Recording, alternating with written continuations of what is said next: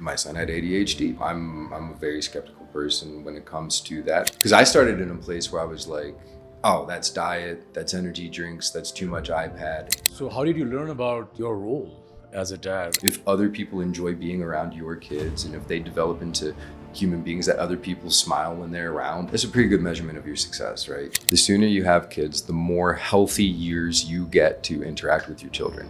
Raising a boy, with me and Vinny, my wife, we are always we are learning something, we are debating, just playing that yin and the yang, right? Like sometimes she'll say, don't get really mad at him, don't get so aggressive at him. Another day I find myself telling her exactly the same word. That's right. So like I'll see Sammy drinking from like a carton of milk. Yeah. Like, what the heck, man? What are you doing? Don't be drinking straight from the carton. And then like later that night at midnight, I'll be drinking straight out of the carton of milk, and I'll be like, shit. I wonder where it's coming from. I wonder where he got it from. Yeah, exactly. Kids are watching us all the time. They're watching mom and dad being in love, in tune with each other, and how they care for each other. It shapes who they become too. If you were to talk to a group of dads who are raising boys that you want them to remember. One of the problems, I see it in students, I see it in my kids, I see it in myself, I see it in people, is that we're so critical of ourselves. Why did I do this? Oh, I'm so stupid. Why did I do that? It goes back to the lifestyle of constant comparison to others. Instead of saying, today I'm a little stronger than I was yesterday. Hey, I read a little more today. I'm closer to finishing that book, right? You're the model of what happiness, healthy relationship looks like, how well they perform in school, maybe if they develop sort of spiritual or religious beliefs, those sorts of things. It all connects on a psychological level to that initial model of mom and dad.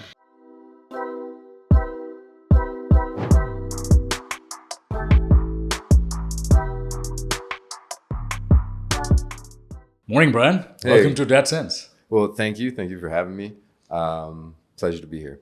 Yeah, thank you. I know we've been talking about it for a long time, and I've been waiting for us to have this chat. As you know, DadSense is my little mission to get more dads involved in India and around the world, and we've been doing this for a year now, and I feel really grateful to be able to talk to you about parenting and fatherhood, men, boys, raising children, moving around the world, raising children in India. So there's a lot to talk about. So I'm really looking forward. Thank you for joining me. Yeah. I mean, really, ever since we first met at Movember, at CIS, I knew that we had a lot to discuss. So yeah, I'm very excited. Yeah. So the way I always think how we behave, what we do as adults, men, is shaped a lot by how we've grown up as children, right? Right. We are a product of our childhood. I strongly believe in that. So I usually would I would go back to the childhood of how your childhood was. Where did you grow up? How were your parents? What do you remember of your childhood? Sure. So I was born in Nashville, New Hampshire, and I lived there until I was about 5 years old. And I have, it's funny what memories you sort of hold on to or keep going back to, those, and what you forget. But some of the memories, especially about my parents early on, I remember the first gift I asked them for, at least the first gift I can remember asking them for was a record player.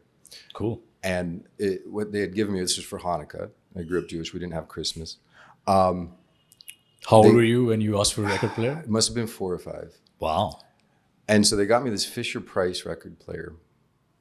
And they gave me all of their records to go with it. And so this was a way that I didn't realize it at the time, how influential that was on me. But not only that, it was a sort of a bonding experience with my parents. It was a way that I got to know my parents through their musical tastes. And I couldn't see it maybe from that perspective at that time, but I was jamming out to the Doors and the Supremes and Bread and all this stuff that they had, and so that's a very powerful early memory of my parents. That's beautiful. Yeah. Were both mom and dad both into music, or one of them was more into music than the other? I would say probably dad was more into music than mom. I associate music more with my father, especially Billy Joel. Yeah. For whatever reason, I guess Billy Joel. My mom today, if I put on music, she asks me to shut it off. So I can't really think of a time that she ever enjoyed it. Though it's possible. Yeah. What were some of your rituals with your mom? And did you have siblings? I have an older brother. Yep. One older brother. So what were some of the rituals that you remember of your childhood, which you did with your mom and dad? And Um, so my earliest memories, again, just like going back to early childhood, uh, my brother, who was older, would be at school, and my father was a traveling salesman. So really most of my time was spent with my mother and my dog. And so that's basically what I had at home. So when my father was around, he was a bit of a stranger to me at first, because right. he would be gone for about 2 weeks, 3 weeks at a time, come Oh, home wow. for a weekend and then go off again on another sales trip. So that would be kind of the earliest pattern I can remember, until we got to school. And then in terms of rituals, I guess like the way I think of my upbringing is I moved a lot. And Yep. so we never had that kind of sense of like, this is our place. This is the place we always go to. This is the place we always eat. This is what we always do. Yep. Because we were always changing. We were always moving someplace else about every 2 years or so. And was it uncomfortable to you to move around so frequently? At first, Yep. yeah, at first. I mean, I would say that was like one of my first traumatic memories, Right. being about 5 and being like, oh, I have to say goodbye to everyone here forever. And also our family lived mostly in Rhode Island. And so I knew we were also moving away from our family. Yep. We were moving to the Midwest. And so at first, I mean, that was devastating. And then again, a couple of years later, it's like, oh, we're moving again. I think part of that devastation was we, as children, weren't really, I wish my father and mother had been more clear, that like, we will probably keep on moving. Instead, they're like, don't worry, the next place will be great. We're going to get a dog, you're going to whatever. And then They'll tell you about the cool things about the next place. Right. And Yeah. then a couple years later, it's like, oh, okay, we have to move again. Right. And so after a while, I was like, started to expect it and got Yeah. used to it. And I decided, to change my perspective on it and see it as an adventure instead of Right. some sort of curse, And now that I know about your life, I can Yeah. see how that, that would have been very comfortable to you for you to move around the world, not just Right. move within the country, right? Oh, that's exactly it. Yeah. That was the next step, Yeah. Did that inspire you? Like, now I know for our audience, they don't know your rest of the life and we'll go there, but I know you moved to Asia, been living in Asia for 14 years now. Right. Now, if you connect back to your childhood, the comfort of or being comfortable with change and moving around must have helped you, be comfortable with this global life that you've had. I don't know what's wrong with me, to be honest, because it didn't have that effect on my brother. It had the opposite effect. He wanted to put roots down just as soon as he could. Fascinating. Yeah. But for me, no, it got to a point where I can remember getting my hands on Encarta, Yep. which was you remember the CD, Yep. DVD encyclopedia before we had like Wikipedia and the Right. internet. And I was really interested in foreign countries. And I was really especially interested in the culture and the mythology of China, India, Japan, like really as foreign as I could get Right. from the United States. And and so that, I think, combined with a childhood of growing up moving all the time, Yep. just got me thinking, like, I could read about these places or I could go there, and what mysteries are there in the world for me to uncover? Interesting. What experiences are there out there waiting for me, And so, yeah, certainly my childhood propelled me in that Yeah. direction. And how's your dad? Like, when you'd come in the weekends, like, I know you felt like a stranger a little bit, but would he do things with you guys? Or what kind of conversations do you remember? Like, how was his connection and bonding with you guys? My dad was, he was an amazing man. But I didn't know how to appreciate him fully until I got older. Of course, yeah. We see things in our fathers that don't make a lot of sense to us when we're young. Yep. From that perspective, and I make a can heck totally of a lot of sense. relate to that. Yeah, and you're like, oh, that's why. Now I get it.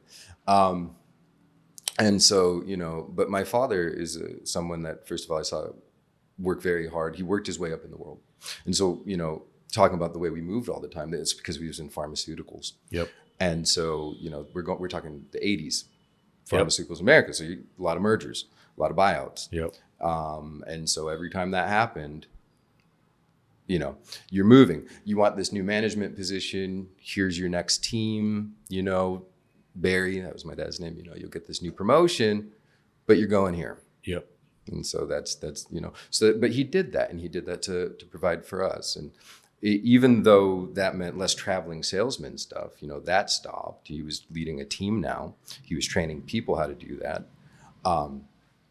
He was still a workaholic.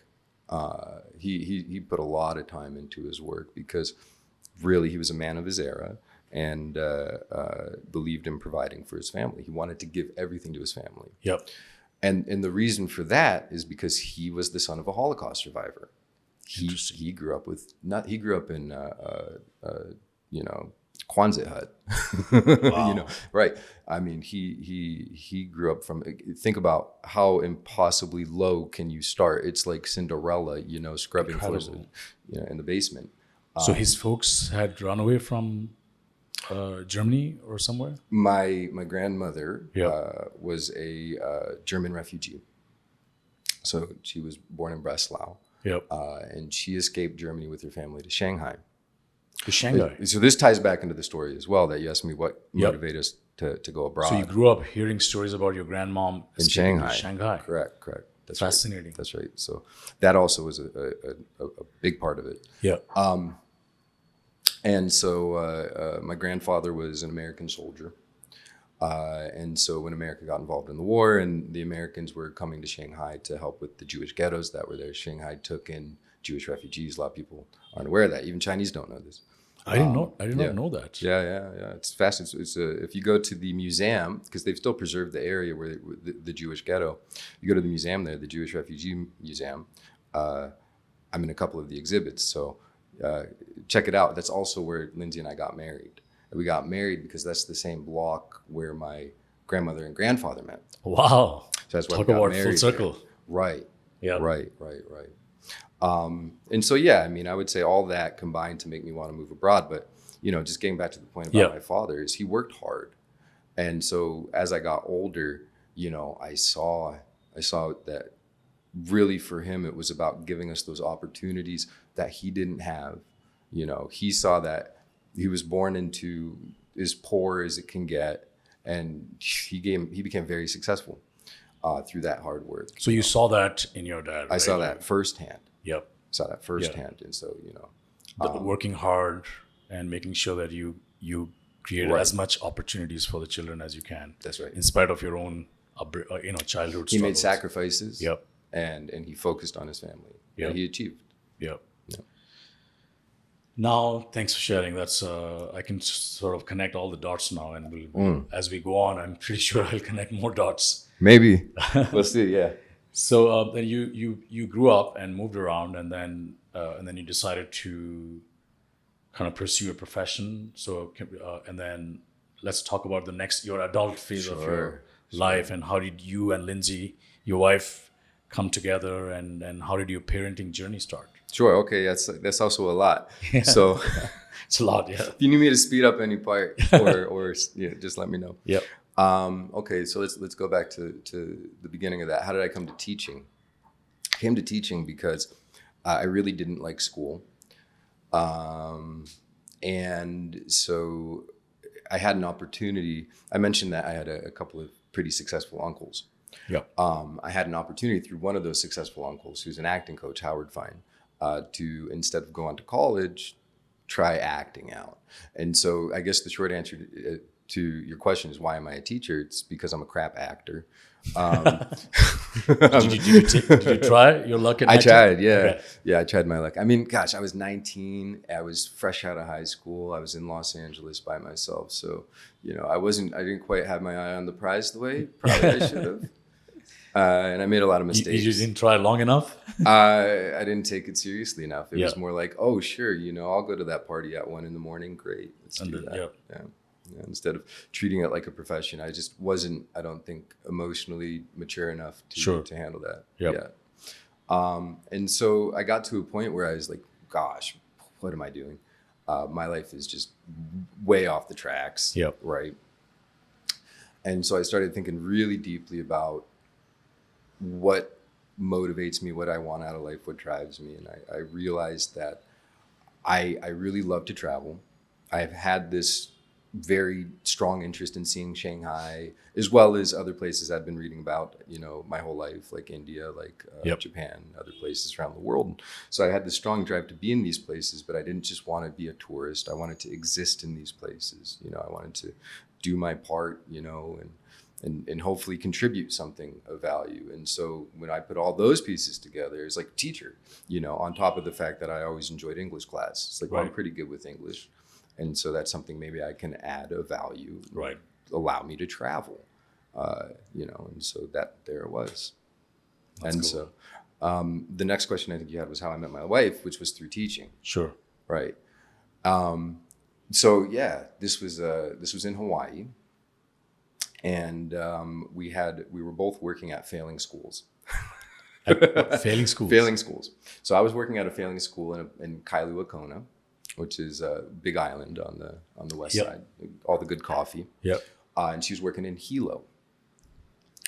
And so we had a little teachers meeting convention thing hosted by the curriculum coordinator organization that had designed the curriculum for our schools, because we were failing schools. And so so there we were, bored.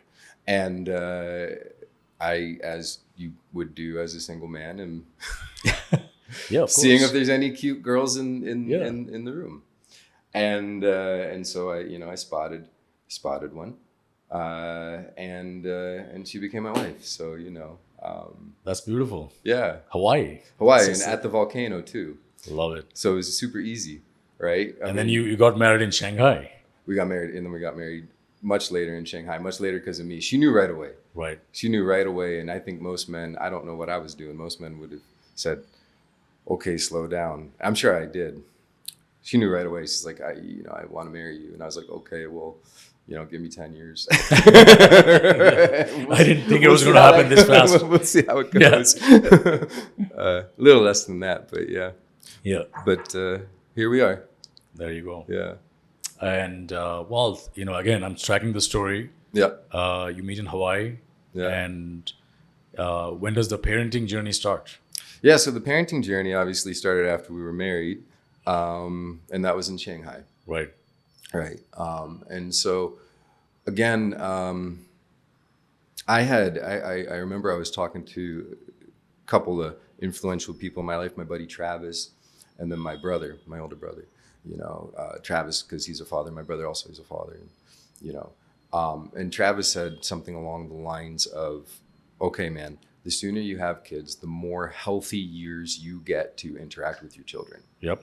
Okay. I've heard that myself. Yep. That really resonated with me. Okay. I was like, wow. Okay. With my brother, I was like, but how do you know when you're ready? He's like, dude, if you are waiting to wake up one day, like, I'm ready to have kids. Ready. Yeah. No, you're not. Like, that doesn't happen to us. Like, we don't have a biological clock like that. So it's like, you're either in or you're not. And so, yeah, I think that really got me thinking, like, okay, the sooner is better. Let's do it. Yeah. And then after we had Sam, and both Lindsay and you were on the same page about the timing. 100%. Yeah. 100%. Yeah. I mean, if anything, she wanted to get married and probably have kids even sooner. Because in my case, we were not on the same page, me and my wife. Oh, really? Yeah. Okay. And it took a bit of a journey, and it took actually a journey from India all the way to Los Angeles. Really? So when we moved there, it was, we still knew that we were not, first, we did not both want to have kids. And then the idea came to me first. She was not there until much later. And then living in the suburbs, we had a big dog, and watching other parents, the lifestyle in suburban Los Angeles kind of, planted the bug in our heads. Yeah. And that's led to this. So that's why I was curious, were you guys on the same page right from get-go? Oh, yeah. Yeah. I mean, cool. for me, I mean, maybe I don't know what Lindsay will say when she hears this, but like the point of getting married is to have a family. Right. Right. Of course, yeah. Otherwise, why would you put yourself through that?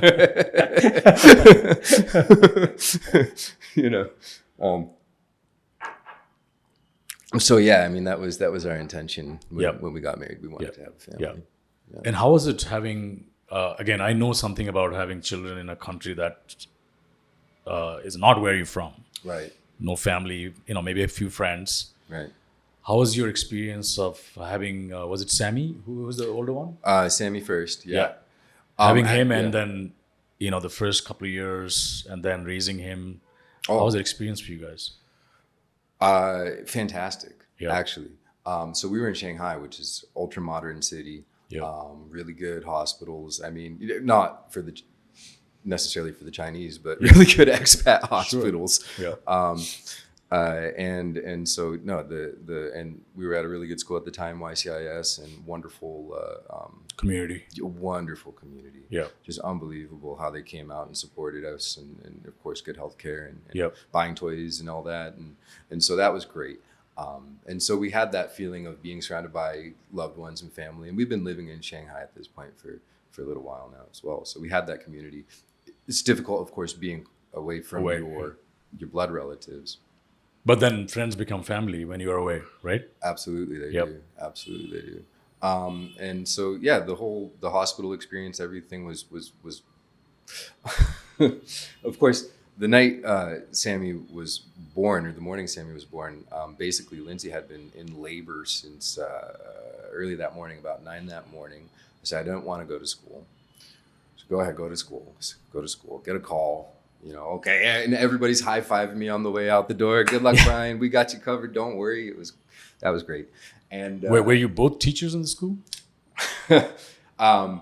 yeah. So that's how I got into the school. Oh, okay. That's how it was like, So she got the job first? she had the job, and then I took her maternity leave. Cool. I was like, hey, you need a sub? Oh, cool. I love that. Yeah, it worked. And so anyway, I'm off to the hospital, and she didn't want to do the epidural, didn't want to do it. Finally does it. Finally gets some sleep, and then I'm asleep on the floor, and I think about 3:34 in the morning. Wow, it's long. It's happening. What, up to 18 hours, right? Yeah, Something like that. Yeah. And so, and at this point, yeah, I mean, we have a photo of me cutting the umbilical cord. Yep, I did that too. Oh Yeah. man, It's a surreal, yeah, it really out of the is. body experience, It's something else. Yeah. Something else. Did you pull the baby out as well? No, I didn't pull the baby out, but I watched the whole thing. I had a front row seat. Yep. Both times. Yeah. Both I times. actually helped pull the baby out as well. Wow. The doctor actually said, "Hey, you want to join?" It was unbelievable. You I weren't was kind of scared? shaking, but the idea of seeing a life coming out of another body is just surreal, and then the cutting of the cord. Yeah, my health teacher in high school was like, "Don't do it. Don't watch. You'll never see it in the same way again." And I went into the situation. I said to all my friends, I was like, "No, I'm staying, above the equator. I'm staying up on this." I said, "I'll hold your hand, honey. There's no way you can do this." Right. And then as soon as it started happening, in reality, I was like, I can't miss the chance to be the first person to see my child covered. Absolutely. I'm not going to miss that opportunity. Well, I'm glad you did that. Oh yeah. Well, you as well. Yeah. Right. Yeah. Yeah.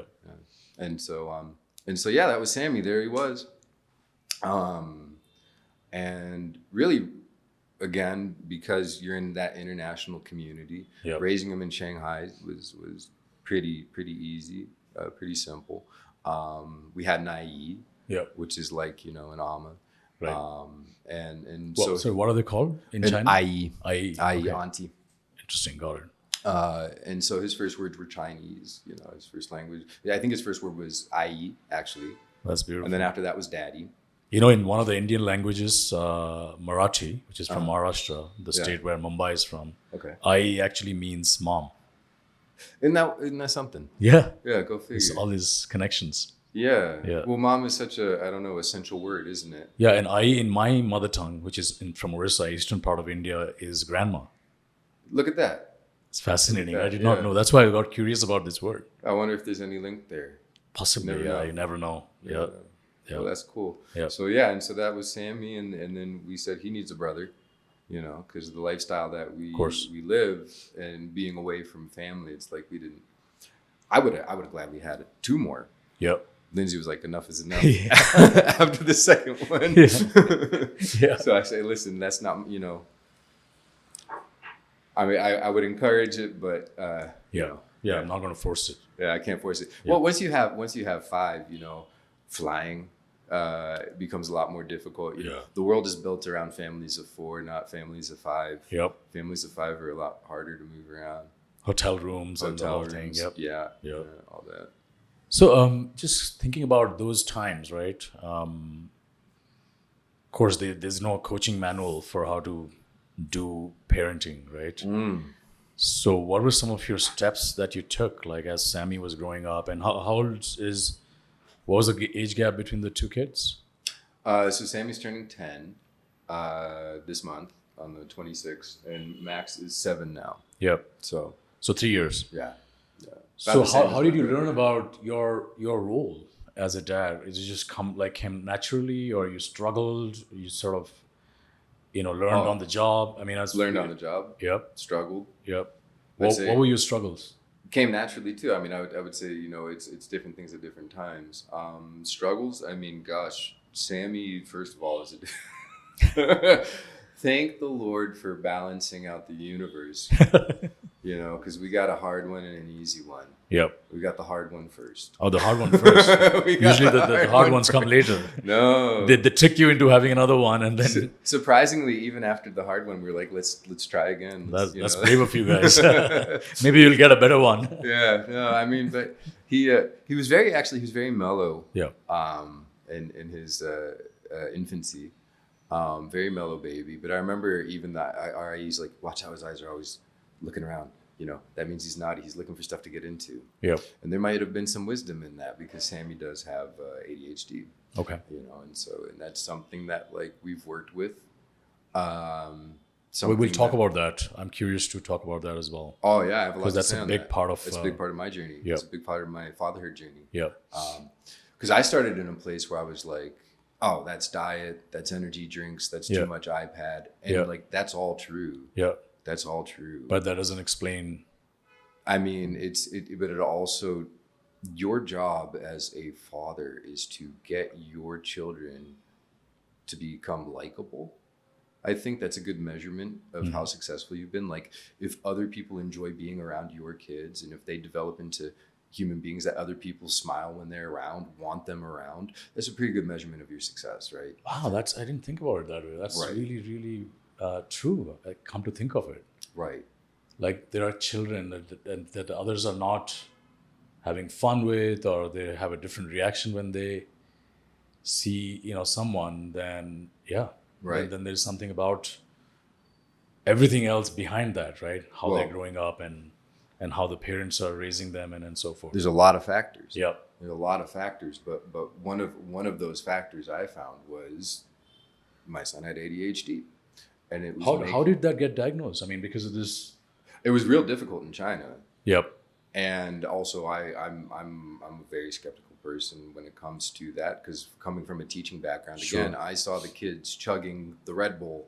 And then coming into my class with the IEP saying, oh, my child can't focus in class, so go easy on them. And I was like, your kid just ate Red Bull and cup of noodles for lunch today. Of course, he's going to Could go. we try some preventative measures before we go into, other more serious Sure. steps, right? And so I'm coming from that sort of position. And then I have to, in my own child, come to terms with, well, maybe there is more going on here than that.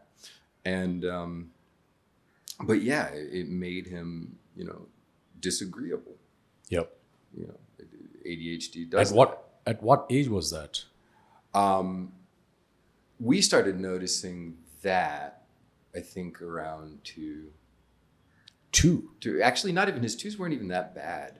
I remember something we said. We said, forget about the terrible 2s. It's the thunderous 3s. Yeah.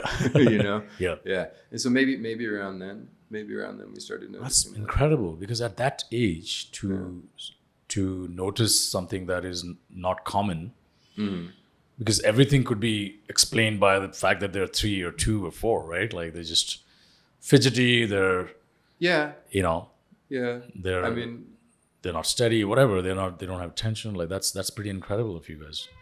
well, thanks, man. I mean, I've always been super close with Sam. Yeah. I told you I got into the school through maternity leave. Right. And, so that year I had more home time. I was doing long-term subbing. Yep. And I secured long-term subbing that whole year, but for a good portion of the year, it was just morning work or whatever. So I would come home and I'd be with my son. And so, I was one of those dads with the front pack, man. But we were in Shanghai, and so it was so walkable. Yep. And so Sammy would hop in and we would just go. We would just walk. We would hit the train. We'd go all over town all day, me and him. And so I was always very in tune with him. So you would observe like his behavior, right? Yeah. And my wife also very in tune person, just naturally. And so that's good. Yeah. And then of course he goes to school. Right. And then you see, okay, he's having trouble making friends at school, that sort of behavior, Got it. Yeah. We can go either way from here. I definitely have a lot of questions on the ADHD part of it. Right. But I have also questions on, what the role that you've been playing, bonding and raising your boys, you and your wife, but mostly from the lens of you as a father, right? Right. Particularly when, we talked about it in our chats in the past as well. Men raising boys, right? The idea of, boys in today's contemporary times, where the definition of boys, men, masculinity is shifting. Right. There's a lot of questions about who and what men should be. Right. We could go there as well. I think it's related. Yeah. I think it's related. Yeah. Because these are the conversations I'm having right now, very intentionally and very directly with my son, with Sam. And, he's doing really great, man. I mean, he's got so many friends now. He's doing beautiful. so well. And so we have these conversations, we have these conversations about your intentionality, about your mental space, how to develop your mental space, how to be in control of your emotions. We talk about, these Stoic principles and how ultimately in life you have one of two options. And that might sound reductive, but I really believe either you are a slave to your mind or your mind is a powerful slave to you. Right. And so which would you rather be? And, I tell them you're going to have to work extra hard at this because your mind is going to wander more than the average mind. But if you learn how to use that, and tame it and make it yours, it's like a superpower. Right. Right. And so that starts with, I think. How did you get that? Like, is it coming from your own teaching background, like this Stoic principles of, create some detachment and observe your mind and then control your mind? Is this something that you? It's part of Indian culture. True. It's not just Stoicism. Yeah. It's part of Chinese culture. It's part of Buddhist culture. It's part of, you see that principle actually come up over and over again in ancient traditions. Yes. You see that very regularly. Meditation. Gosh, I walk around my neighborhood in the morning. I see all of these, especially, older ladies and gentlemen meditating in the morning.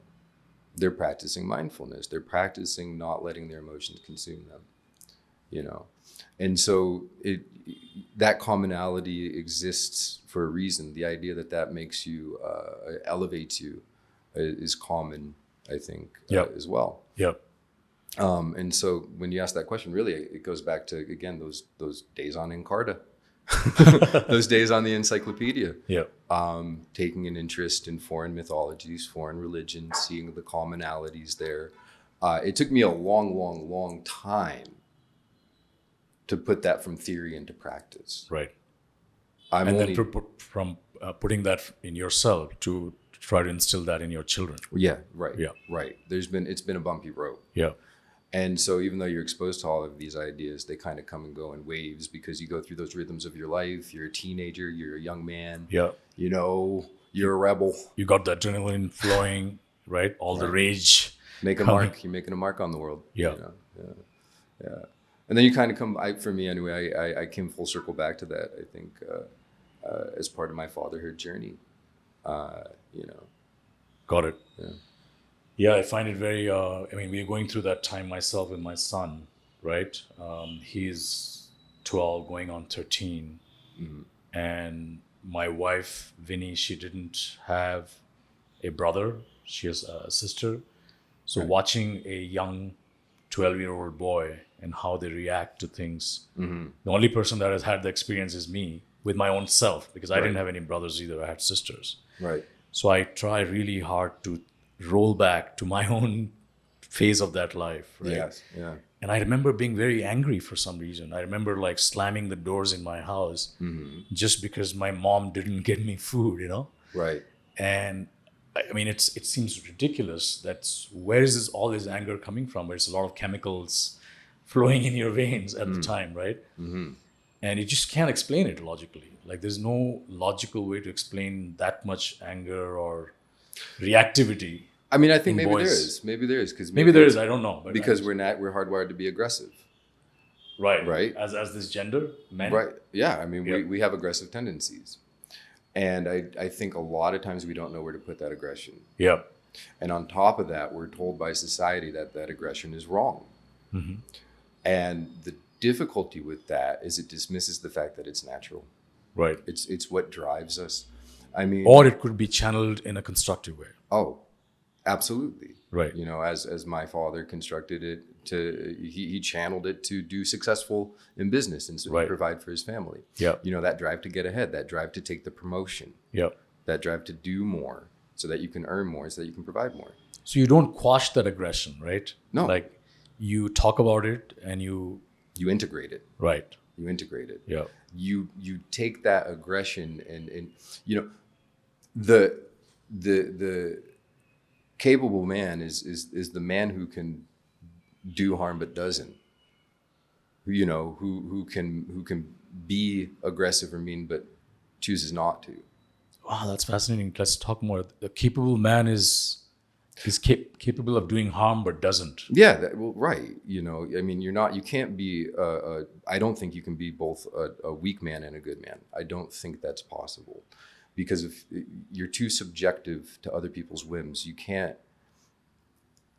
A weak person, generally speaking, I think, and how do you define a weak person? They are constantly comparing themselves to everything external. Okay. I'm not as good as this. I want that. I need this. I won't ever be happy until I've acquired those things. Got it. Whereas you develop a lot of strength if you're comparing yourself to who you were yesterday. So in what ways have I made myself better? You don't have any 0% days. You don't have any days where you don't achieve something, So there's something I worked on today to make it better. I was a little bit kinder today. I was a little bit more present with my children today. Yep. I did a workout today. So you think about growth and how your journey is going as opposed to measuring yourself against others. It gives you so much more to offer. Yep. Right. Yep. It gives you strength. So a weak man cannot be a good man. It was your premise, right? I think that in this case, I would define weakness as someone who is easily triggered by their emotions. Yep. Because again, that shows that they're a slave to their mind. They don't have control.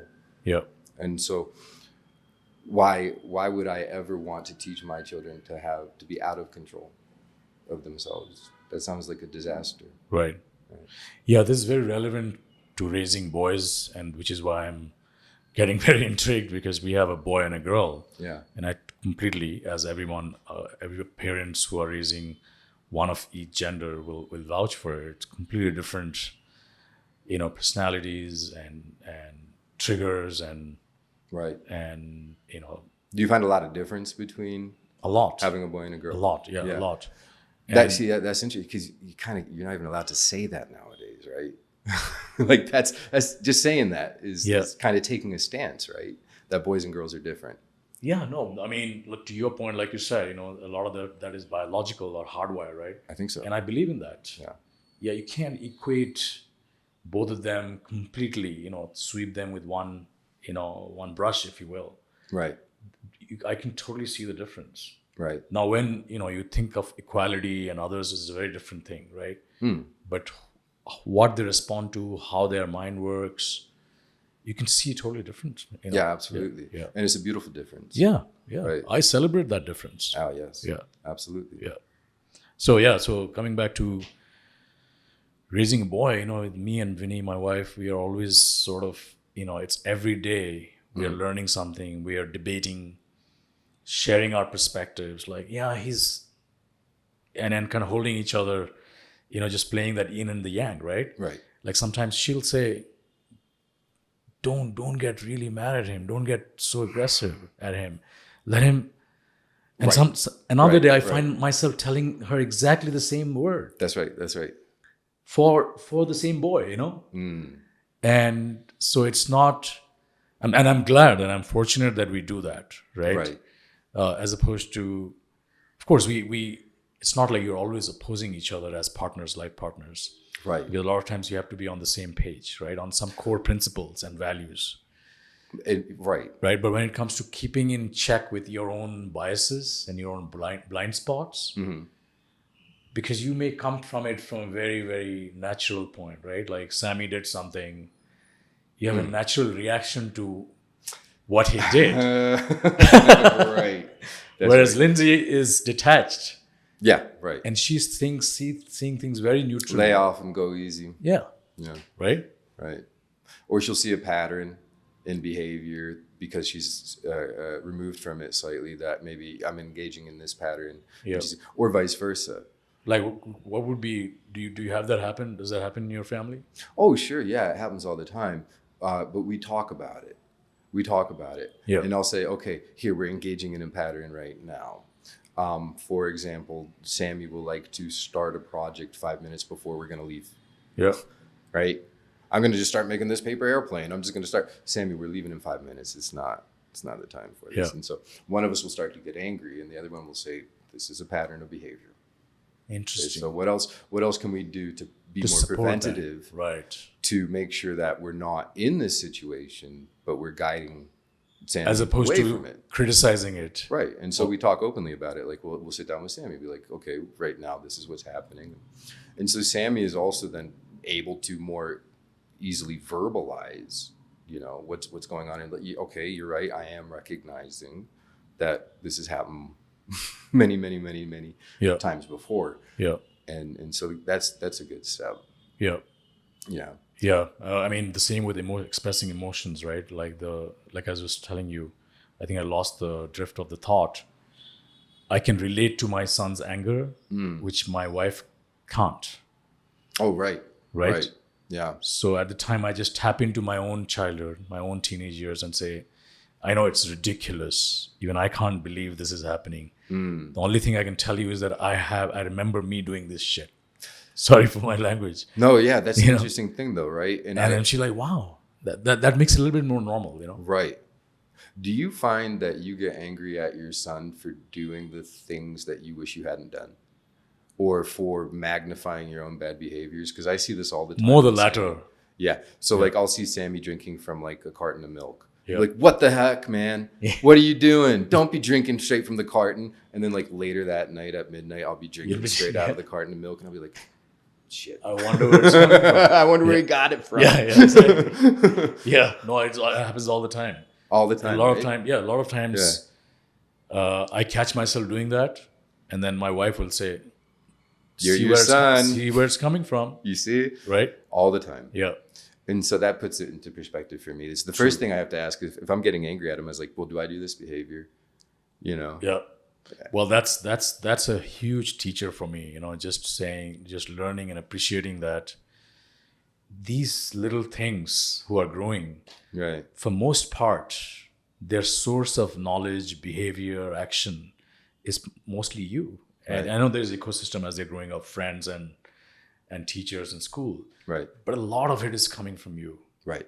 Right? That's absolutely So right. just to remind yourself and appreciating, because that totally changes the energy, your energy towards them, of how forgiving you are, how accepting you are.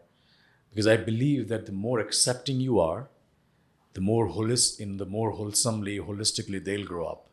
Right. To be comfortable with all ranges of emotions, all ways that life plays out, and not just in the right way. Right? Well, right. And that comes from paying attention, from Yeah. really sitting down and paying very close attention. Like, this was the mistake I always felt my father made, and who am I to say that? Again, he was the son of a Holocaust survivor and a self-made man and provided for his family. But he didn't give us a lot of attention when we were young. Yep. When he got older, he did. Of course. But when we were young, he didn't. He's a workaholic. And so, it wasn't until later in life, I've made a very different choice being a teacher. We don't get paid well, but we get these wonderful summers. Yep. We get long nice summers. Christmas, we get Christmas break. I get Christmas now. I told you I didn't have it growing up. I get it now. And it's amazing. And I get this time with my family. Yep. I put a premium on that because I think that attention is more valuable than money. I mean, certainly you need enough to protect them from the evils of the world, yep. so to speak. You need to, hunger and disease and all of that. You need enough to do that, and you need enough to promote their hobbies and interests. Yep. So you need enough for some options. But past that, attention is far more valuable, I believe. 100%. Yeah. Yeah. I mean, I have the same story. Like my dad didn't travel a lot, but he was away a lot.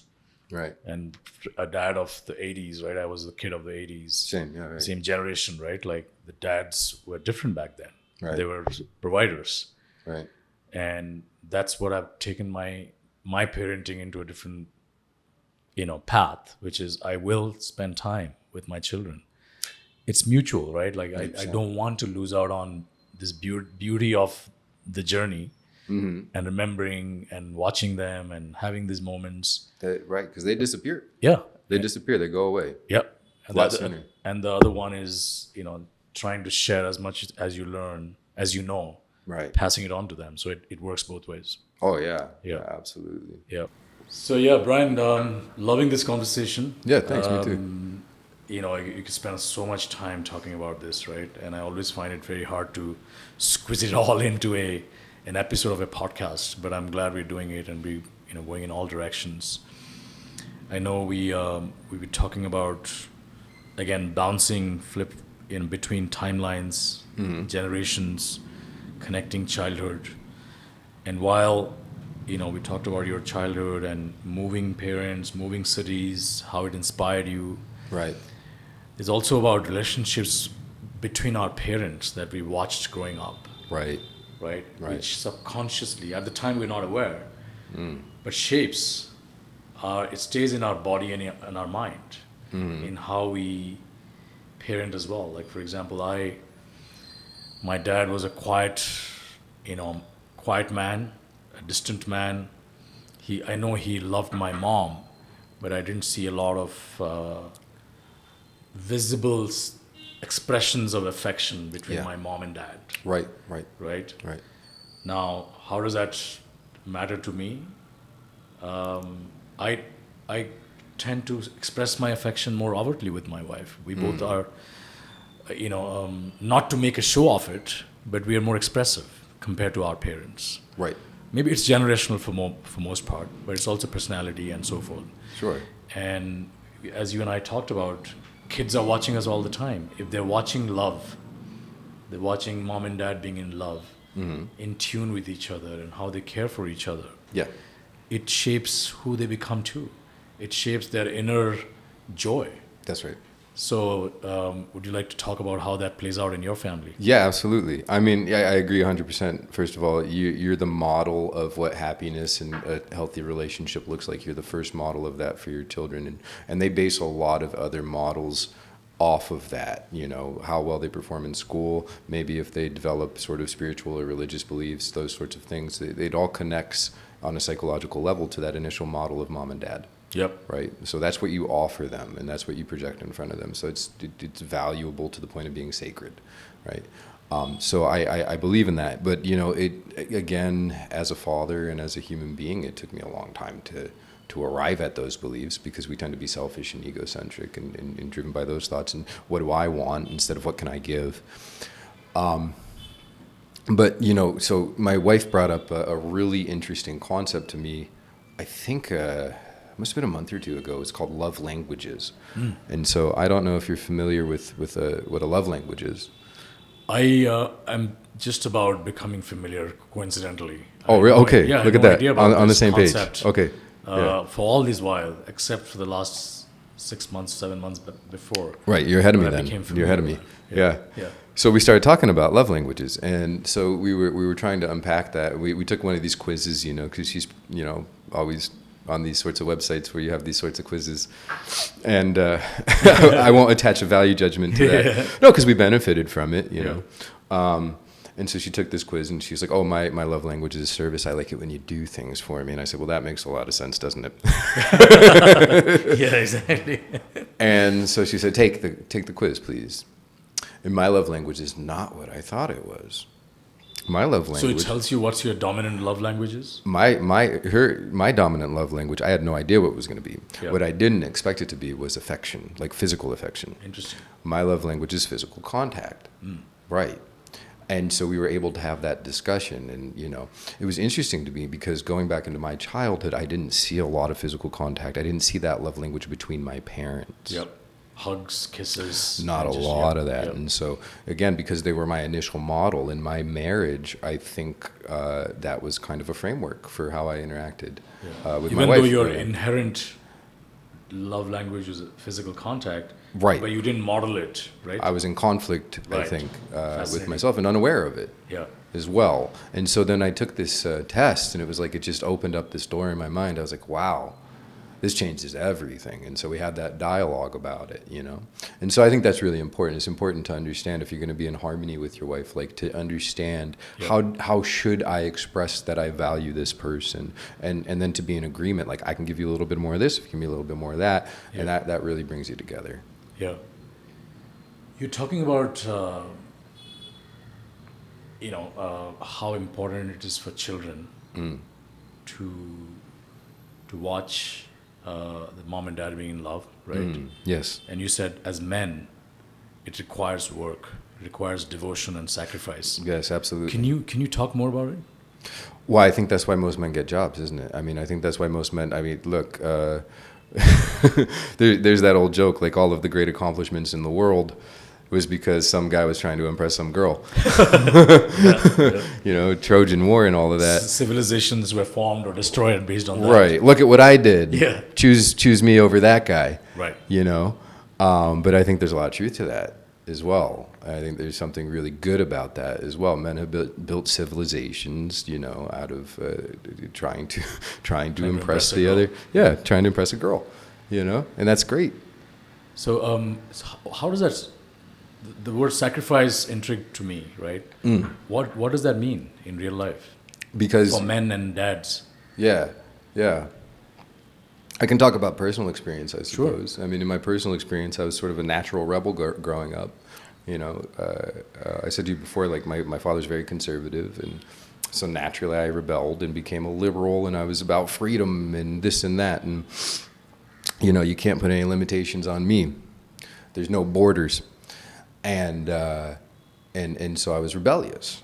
And it wasn't until I became a father where I realized rebellion is a very attractive but very seductive proposition. It's much more powerful and good to get in line and, make those sacrifices you need to make that say, I'm going to delay my personal gratification. Yep. I'm not going to make this about me or my ego.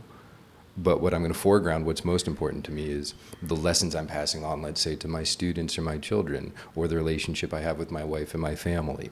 Like, that's going to be preeminent now, right? So what's an example of your sacrifice, which is putting your needs behind? Sure. In service of the family, your children, or students for that matter. I think number one is the commitment to constantly be working on yourself and constantly be listening.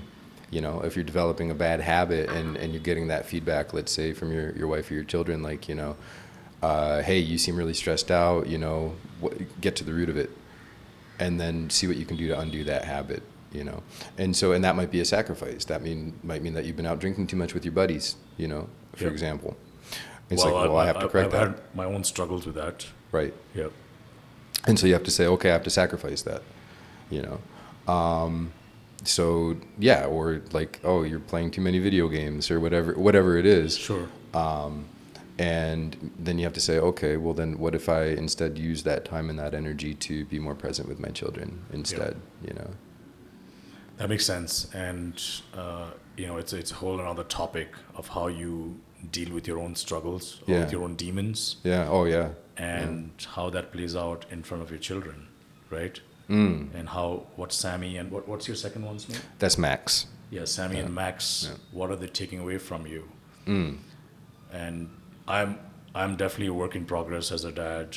Everyone, all of us, throwing the dice There you go. every day. Thank you. Hoping Yeah. for the best. Yeah, to always show up in that light, Yeah. right? Because God knows that we don't manage to do that all the time. Nope. So it changes in hours, whether it's a small little incident or a little rage, incident, or one night of slipping away from your determination. Oh yeah, it happens. Yeah, Yeah. absolutely. Yeah. How do you reconcile with? Because we can't be perfect all the time, right? As human beings, Right. As much as we want to be role models, Right. but we are not perfect. Right. The humanity of us, shows up. That's right. And while we are teaching children to live by certain principles, how do you reconcile with times where you necessarily didn't show up to that principle, and how do you make sense for them? Does that make sense? That makes perfect sense. So I came across this sort of saying rather recently, actually. I mean, it's something I've heard a lot of times before, but it's only started really resonating with me, I think, rather recently, which is as above, so below, as within, so without. Sorry, can you make it slower and repeat that, please? As above, so below. So Okay. everything that happens in the macrosphere happens in the microsphere, Okay. for example. And as within, so without. And so what that As means... within, so without. Yes. What's happening inside is what's happening outside. What happens in my mind and in my heart True. is what I project upon the universe around me, Yep. right? Very And true. and vice versa. That's a transaction, Yep. And so that's something that I think about, right, a lot. Is if I'm living in a way where I'm disguising what I'm thinking, let's say, or that my thoughts and my actions are in conflict, or my words and my deeds are in conflict, I'm not living in a virtuous way. I'm not living in a way that's going to make me better and make the people around me better. And it's really as simple as that. It's a hard thing to do, I think, at first, or it's a hard concept it's a bitter pill to swallow at first. But, the more I try and devote myself to that lifestyle, the more fantastic it becomes and the easier it becomes. Yep. Got it. Yeah. That's one of the things, male ego is a much, malign word, right? Yes. Like toxic masculinity. What is toxic masculinity? Yeah, I mean, we'll talk about that, but sticking to male ego, right? We're Yeah. constantly battling some internal ego, to your point of, what's happening inside is what manifests outside. Right. We are battling our egos at times, That's- sometimes in a vain way, right? There's Right. nothing, very deep inside that there's nothing else but your own ego coming in the way. So I asked you earlier, like when you see your son doing something, you get mad. Yeah. Is it actually, when you reflect on it, is it because it's a habit of yours, like drinking milk out of the carton? Yeah. Yeah. I mean, that's the ego battle. Correct. Right. Yeah. I think that's one of the things that I'm learning myself to just accept your frailties, your fallibilities in front of your children. Yeah. That yes, I slipped, or I could have done this better. Right. Right? So they know that, yes, dad and mom or dad lives by certain principles. He doesn't make it all the time, 100% of the time. That's right. But that 2% or whatever percentage of the time that, hopefully it's very little, that he doesn't make it, how does he respond to that? What does he do with that? Does he become defensive and pretend as if he wasn't wrong? Or is he really accepting of that? That's it, right? Like, it's not about the mistake you made, but how you deal with the mistake you made. Yes. Right? And isn't that the lesson that we're always trying to give our kids too? Like, it's okay to make mistakes, because if you're making mistakes, it means you're taking a risk, you're trying out something new. Yep. And gosh, we want you to do that. We tell you to do that all the time. Yep. You're going to make mistakes, but how are you dealing with that setback? How are you dealing with that mistake? Right? And Yep. so again, I think we have to allow that for ourselves. I think one of the problems I see it in my, students, I see it in my kids, I see it in myself, I see it in people, is that we're so critical of ourselves. We're very hard on ourselves instead of just kind of being in our own corner with positive self-talk. Our own selves. Yeah, our own selves. Yep. Why did I do this? Oh, I'm so stupid. Why did I do that? But that goes back to what I was saying earlier. That goes back to the lifestyle of constant comparison to others. Yep. Right? Instead of saying, hey, I got my workout in today. I'm a little stronger than I was yesterday. Hey, I read a little more today. I'm closer to finishing that book. Yep. Right? Yep, absolutely. We are getting sort of towards there's a home stretch now. I could go for another hour. Gosh. We could go many hours. The drink changed. We so. know that. Yeah, exactly. But I do want to tap into your, as a teacher, as a father, your experience of what boys should learn, what they should focus on, what they're struggling with in today's world. You watch a lot of boys coming to school. Right. You watch their strengths, you watch their struggles. Right. You have boys at home. Mm-hmm. So if you were to talk to a group of dads who are raising boys who are in that age of, either entering teenage or 8 years, what are some of the things that you want them to celebrate? How would you like, what are the three or four things that you want them to remember, knowing what you know? Wow. Knowing what you see. Yeah. Boys struggle in school.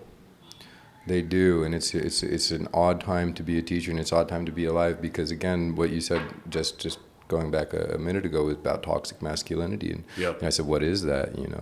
Yeah. So sorry, I didn't mean to. Yeah, no, but I mean, it was a rhetorical question. I wasn't expecting an answer. I mean, I was making a point, like, when we talk about toxic masculinity, how come we don't talk about, let's say, toxic femininity? And if equality is what we're after, why can't we be equal in the way we use that language? I mean, there's so many natural tendencies about being a boy. I talked about integrating your aggressiveness, your drive, Well, some might call that toxic masculinity, right? When it plays out in ways that is not helping the society or the community. Right. Mm-hmm. Aggression. What about our soldiers, though? Right. What about our police officers? What about men in the times we need men to be men? That's right. Right. Is it still toxic? Yep. No, it becomes virtuous. And so, for me, the big thing about being a father and being a man and what you tell your sons is to pursue what's noble. Mm-hmm. Let nobleness be the driving force in your life. What's the noble thing to do in this situation? And that takes anything that might be considered toxic about your masculinity, your ability to speak out and stand up for yourself and protect the ones that you love, transforms it into chivalry. There's that old joke that chivalry is dead and that women killed it, but men allowed it to die. Yep. And so, how do you retain chivalry, right? Right. And let go of right. the part of the aggression or the masculinity that's not serving anyone. So we have this, what's the new thing? The bear or the man in the woods, what is this joke? I'm very loosely aware of it, but, I get the idea, right? And gosh, I mean, doesn't that point to something really terribly wrong on both sides of the equation? Yeah. Not just the women or the men, but the whole thing. It's like, and so what got us to that point? I could go on and on about what got us to that point, and it's a shame. But going back to your message to dads and moms, actually, not just to dads. Yeah. So, really look into, number one, how do you communicate mastery over your own mind? Mm-hmm. How do you communicate this idea of using what makes you a man in a way that's positive in the world? And so what in your own actions matches up to those ideals, and what in your own actions, doesn't, and what can you do personally to change that? Does it mean talking more to your children? It might. Does it mean paying more attention to your children? Almost certainly. Does it mean paying more attention to your wife? Probably. Probably means that. But when you start doing those things, magical changes happen. Magical changes. Interesting. Yeah. Yeah, paying attention to your children, paying attention to your wife. Right. These are things that may not seem very obvious tools that men can have. The mind is a tool. Right. Attention is a tool. Yeah. It's the most powerful tool you have. Yeah. Love is a tool. Yeah. Yeah. So Bryan, as we wrap up, I would love I'm getting greedy about your knowledge and your insights. So I'd love for you to share any tips, any books, podcasts, any content that you found valuable Sure. to children, to yourself as a dad. Right. That'd be great for our audience. Yeah. And the last one is any guest that you would recommend for me to bring on to the show? I guess there's this comedian coming to town, Anthony Jeselnik, because that's next weekend. I don't know if you could nab him. Wow, that's a great idea. Yeah, I mean, Lindsay recommended that we do a date night to go see him. So Nice. go for it. Or I don't know, gosh, anyone that would be like a famous like yogi or something like that would be interesting. Right. Yeah. That's a great Get their idea. perspective. Yeah, I haven't done that. Yeah, there's definitely a lot of relevance for that. Yeah. Right now I'm reading Silva Mind Control Method. Sorry, what's that? It's called the Silva Mind Control Method, Got it. which is some pretty out there stuff. At the same time, it does give a lot of practical advice to practical mindfulness things you can do to take control. One thing that I do, for example, is very simple 20 count meditation. Yep. All you need to do, maybe you know it. Yep. For anyone, But feel free to explain. yeah, anyone who doesn't know what that is, it's the least intimidating form of meditation in the world, which means it's super achievable. All you do is close your eyes, look up to the point in between your eyebrows, and you count down from 20. And every time your mind goes away from the number, that's cool. Just bring it back to the number until you get down to 0, and notice how much better you feel.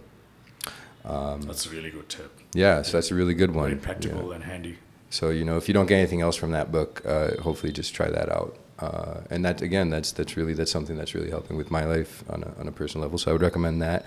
But mostly, I'm a reader of fiction. I mean, I'm going through Stephen King. Like you wouldn't believe. If you could get Stephen King on, that would be amazing. I would be super impressed. That's a good aspiration to have. Yeah. I'll keep that in mind. Yeah, that would be great. Great. Yeah. Well, thanks, Bryan. Hey, thanks again.